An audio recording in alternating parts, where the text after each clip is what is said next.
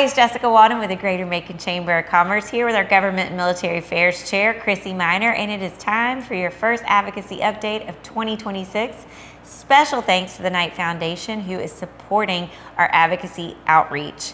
Chrissy, away we go again. It is actually underway, Jessica. It's going to be a crazy session. We look forward to it. The focus really is going to be on affordability and tax policy. That's what we're watching. So as these things flush out, the committee hearings, it's really going to bubble to the top. Just keep in mind that the loudest doesn't necessarily equate to the one with the most support.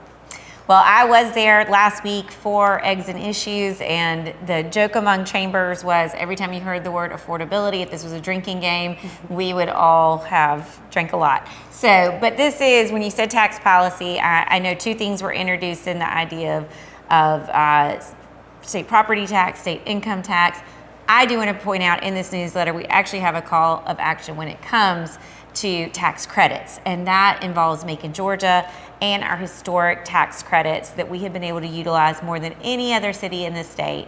One thing that I want you to see, and you can read more about in this newsletter, is we need our legislators to know this isn't just for big projects. This is for neighborhood revitalization. This is for income-aligned housing. These are for the things we need to keep our downtowns flourishing, that keep our talent here and allow our populations to grow. So the Chamber is supporting that, and you will see all you need to do in that call to action on this. Special thanks to our partners at Newtown Macon, Historic Macon, as we work together to get the word out on that. Absolutely. So we'll continue to watch this flesh out. They're going to have the committee meetings this week, and hopefully they discuss that in the Ways and Means Committee. But overarching, the Senate is favoring an overall elimination of the state income tax. So that obviously ties directly to affordability. And then the House is really leaning towards property tax abatement, which obviously impacts local governments and such. So it'll be really interesting to see how this flushes out over the next few months and where those chips ultimately fall.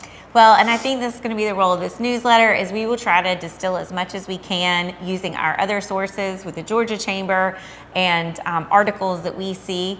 I do want to also bring your attention to an article that we're going to reshare in this newsletter that gives you the breakdown of our delegation. Our delegation looks different. We have folks running for election.